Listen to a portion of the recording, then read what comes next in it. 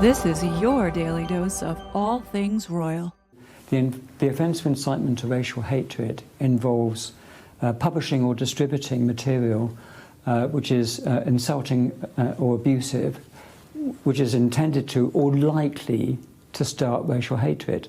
So if you retweet that, then you're republishing that, and then potentially you're committing that offence. And we do have dedicated police officers who are scouring social media. Their job is to look for this material and then follow up with identification, arrests and so forth. So it's a really, really serious. People might think they're not doing anything harmful. They are, and the consequences will be visited upon them. Welcome back, my gorgeous, good-looking friends. Today, I feel really sad for the UK because of what I'm seeing happening over there with these arrests that are going on for people posting things on social media. Pay close attention, America. This is what these two totalitarian dictators have been trying to do to freedom of speech here in the United States. As I have stated numerous times over, the goal is to put pressure on legislation in order to circumnavigate our First Amendment rights. This is what these socialists, communists, Marxists that work in all these various different leftist organizations that have been trying to do. We see this happening in Australia. We see it happening in Canada. We're now witnessing it in real time in the UK. America, this will be us next. Look, I don't mean to overwhelm you with this graphic that I put together, so I'll do my best to explain what is really going on here. It's not a coincidence that the Western world is on fire all at once. This has all been by design and intentional by these globalists who are sitting at the top there trying to play God. And what they are doing as they're trying to play God is stealing our money to gain more power and more wealth. And this is the disgusting thing about Meghan and Harry because they are part of it. So what has been going on has been taking money from the taxpayer and distributing it amongst themselves in the form of this so-called philanthropy. Yeah, I hate that word now. Meghan and Harry completely have ruined it for me because of how corrupt and immoral these people are. But in any case, what is going on is that these very same people are creating problems so then they can have this controlled reaction and response to it in order to get the desired place, like what we're seeing right now with the UK, for this authoritarian intended solution that will be imposed on all of us. Currently, right now, you see with Keir Starmer in this two-tier policing situation where people are being arrested for free speech, and now they want to impose facial recognition and get into digital IDs. This was the end state all the time. But in order to get there, they needed to justify it. So what did they do? They created the problem. But at the same time, stealing our money, which is like trying to squeeze us even further, not even putting it back into the community, but giving it to people who, quite frankly, don't deserve it.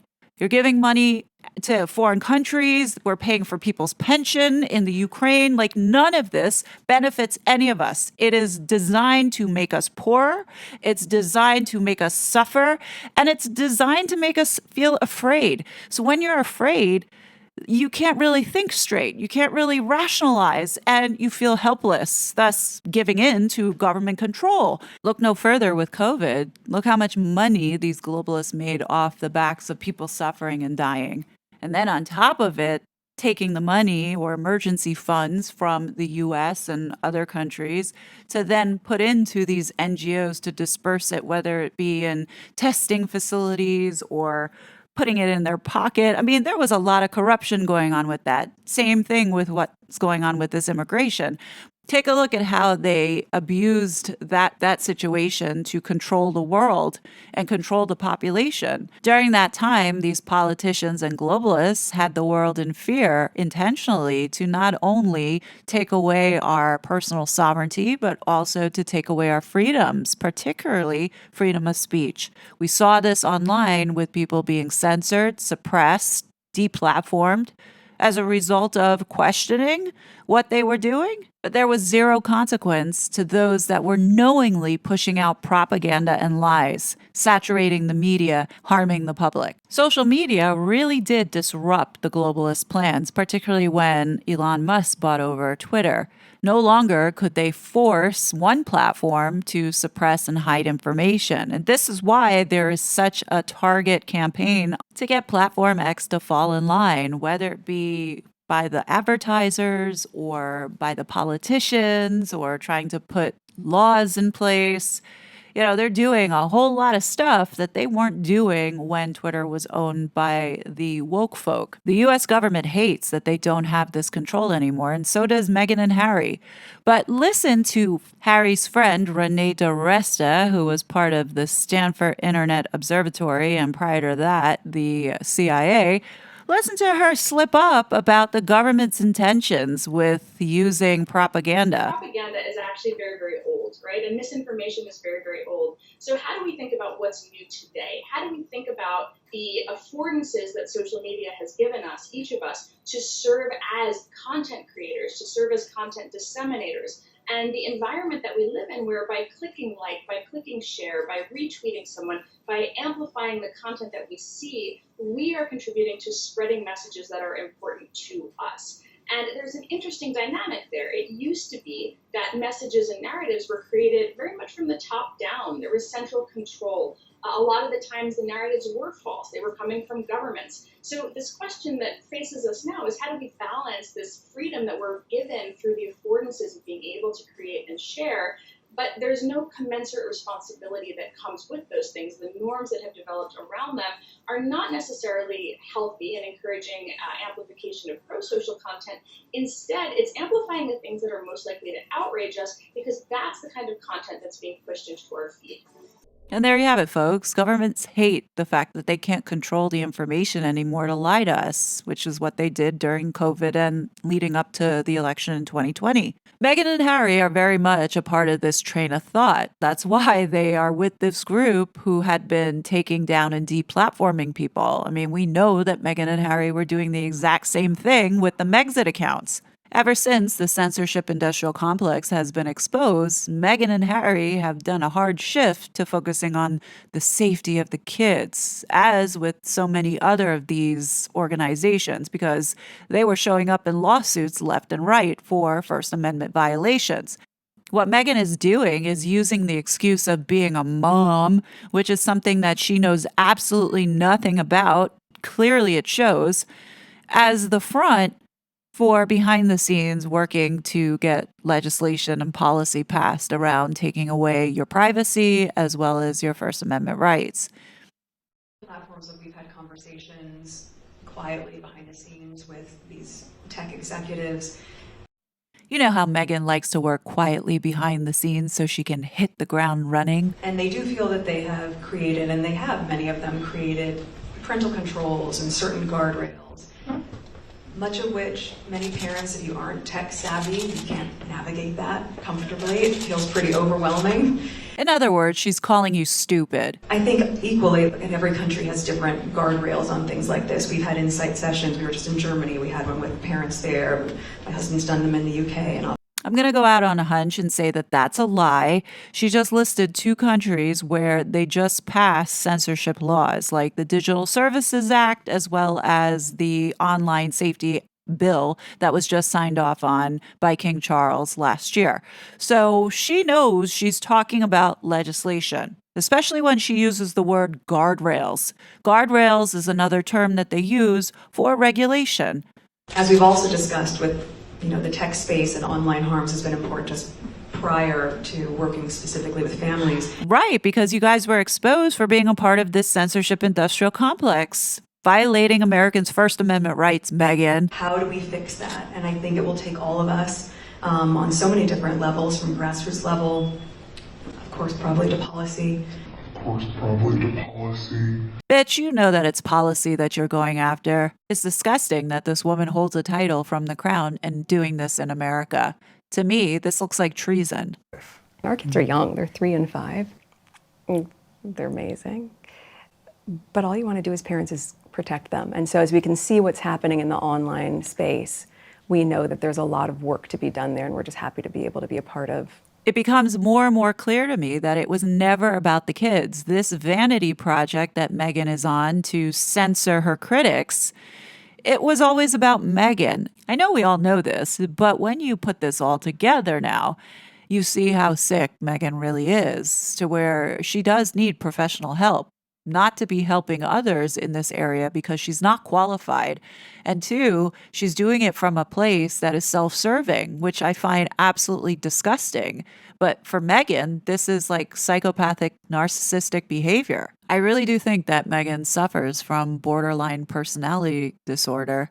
She does have traits of insecurity and copying people. Like, she doesn't really know who she is. Watch Meghan swear up and down that she does not have social media, nor looks at what is being said online or reads articles, but somehow she is an expert in online bullying and knowing what's going on in the online world to help these parents? How could you be wanting to unalive yourself as well as your unborn child if you were not reading anything?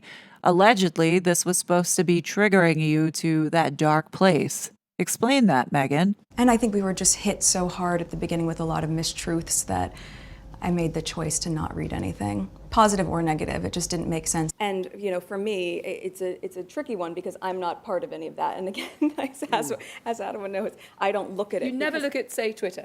No. Liar. Sorry, no. And for me, that is my personal preference, right? Liar. I would sit up at night and I was just like, I don't understand how all of this is being churned out. And again, I wasn't seeing it, but it's almost worse when you feel it through the expression of Liar. my mom or my friends or them calling me crying, just like, Meg, they're not protecting you. Liar. No, I'm not on social media. We're not on social media. And until things Liar. change, that'll remain the same. I have, for my own self-preservation, I have not been on social media for a very long time. I had a personal Liar. account years ago, which I closed down. And then we had one through the institution in our office that was in the UK. I've made a personal choice to not have any account.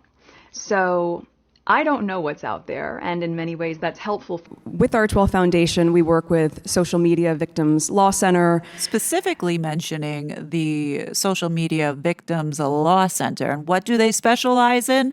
Law and regulation. So she's not bringing up, she's partnered with the Five Rights Foundation or the other partners that were listed in this parent network, but specifically points out that this is the legal center that they have been working with. So obviously, the conversations that are being held, which is around policy and regulation.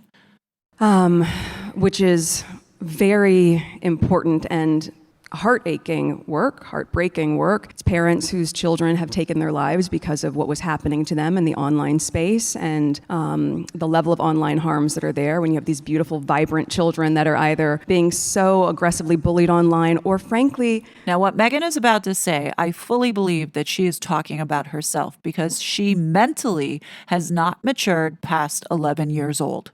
Take a listen. These young girls who are going online and they're drowning in this world of comparison that suddenly their sense of self has become so small that they don't see a value in being alive. I think Meghan might be talking about Katherine right here, or maybe thinking about the times where she didn't get the parts because she wasn't blonde or blue-eyed, or she wasn't Paris Hilton, and sees herself as less than all these other women. I truly believe that Meghan does have an insecurity issue, and I see it right here. And I believe this is why Meghan is a bully, because it makes her feel better. To be there with them in their grief, but also in the interest of affecting change. That's because you're a vampire, Meghan. You enjoy feeding off of people's misery. I think as we're talking about all of this, and yes, this is very heavy and it's weighted, but it's also really real, there is a lot of good that's being done at the same time there's a group called the Youth Power Fund. I was just talking to them. The Responsible Technology Youth Power Fund is an investment in young people that are shaping a more equitable and inclusive technology future. I felt like I had to get involved because I think young people need to be heard. In order for politicians to take action on this issue. These are the people that Our2 Fugazi Public Charity are funding and supporting. These are the people that are going to lobby to Congress about legislation. so hard as young people who are in it, saying, this isn't making sense for us. We are not just a number or a statistic, and our lives matter, our sense of self and our sense of purpose matters. So there's a lot of action that's happening, to your point earlier as well, working as a collective. So going back to my little graphic here, this is what these globalists do. They get money, whether it be from donations as well as the government, and they keep a majority of it, but throw a little bit in the way of these grassroots organizations that are going to go to Congress to lobby, to scream, to shout, because they got the energy to do it. And they also can mobilize. So this is how this all works. And then on top of it, you've got Meghan and Harry, as well as others who are preying on the youth because they are the most impressionable. That's why they're targeting the younger generation. It's because they can mold them and they can groom them to then go do what they need them to do. And this is how this all works. And I think we all just have a responsibility there to weigh in. As moms, it is a really, especially as I was saying earlier, when you're a new mom, it is a really vulnerable time. And the effect that social media can have on new mothers, I mean, even just the lack of sleep because they spend all this time scrolling and scrolling. And here's where Meghan just gave herself away for not giving birth to those children.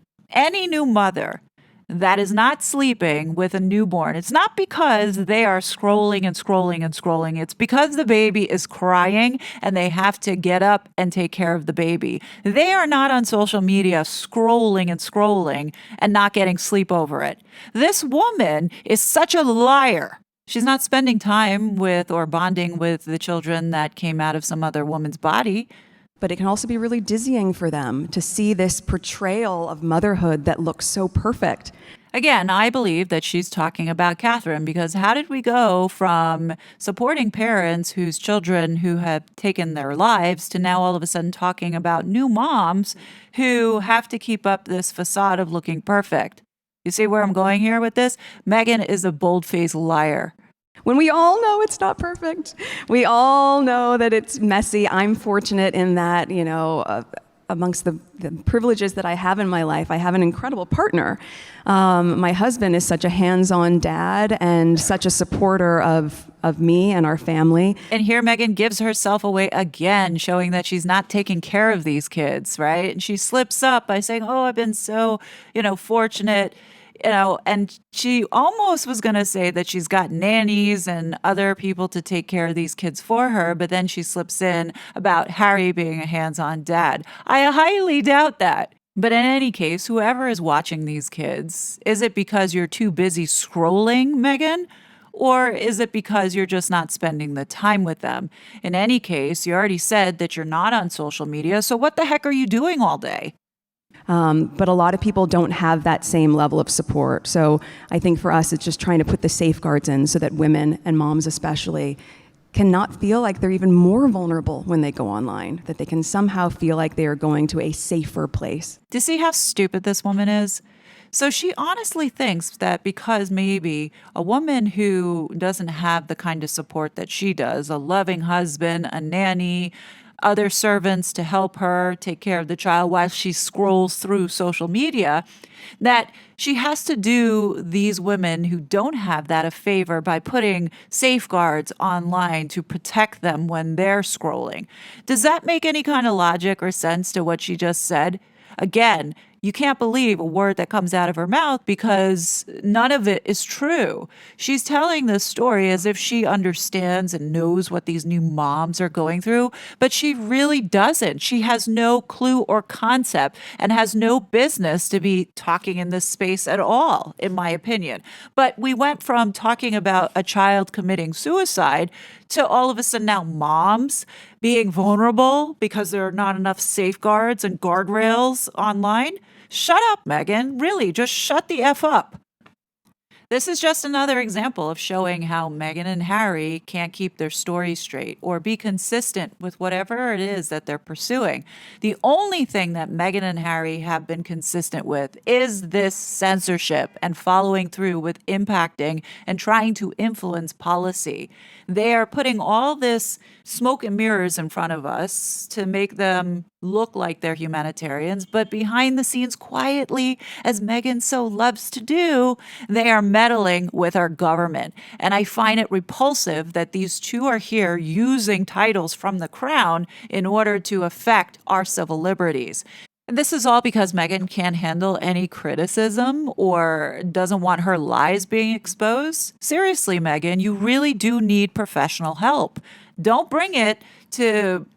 Be careful for what you wish for, Meghan and Harry, because if we're going down this path of arresting people for posts on social media, your Sussex squad is going to get you into a hell of a lot of trouble.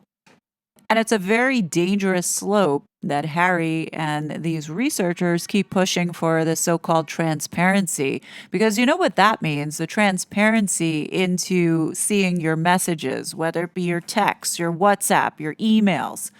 This is where they're going, folks, and this is what is going on right now in the UK with these arrests. In the light of the UK riots, even those who had previously been more woke than awake have come to realise that they are already living in an oppressive tyranny. Be in no doubt, those that have participated in this violence will face the full force of the law. Oh, shit! This is not protest. It is organised, violent thuggery. The most dangerous threat to the freedom of the West are the totalitarian measures which have already been deceitfully disguised within the legal system. They remain unchallenged until the globalist leaders become uncomfortable with resistance, and dissidents must be silenced in order to maintain the pretentious moralistic facade. I am particularly referring to hate speech laws, which get abused and reappropriated whenever the resistance rises up again. Let me introduce you to Section 127 of the Communications Act from 2003.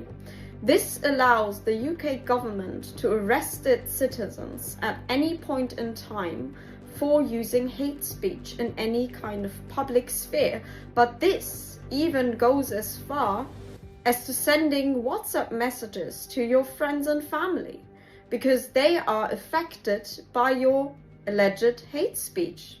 Improper use of a public electronic communications network. A person is guilty of an offence if he sends by means of a public electronic communications network a message or other matter that is grossly offensive or of an indecent, obscene or menacing character, or causes any such message or matter to be so sent. A public electronic communications network, that doesn't mean that you publish things on it to the public. It just means that it can be used by a member of the public. Your text app on your phone, a private WhatsApp message to your wife, to your brother, your best mate, a direct message on Facebook or Twitter that's not published to anyone, that's just used to communicate, an email, a private email, that would be the use of a public electronic communications network. So, and all it has to be is, if I just show you, all it has to be is grossly offensive. Thank you for doing everything that you do. Our kids especially are incredibly grateful. They don't know it yet. They don't know it yet. But they will. All I can say is that these two are frauds, but so are the rest of these politicians and globalists in what they're doing. So, come November, America, choose wisely. Elections do have consequences, but let me know your thoughts below. As always, I will be back with more content, but until then, please be safe and I'll talk to you later. Bye. I was such a fraud.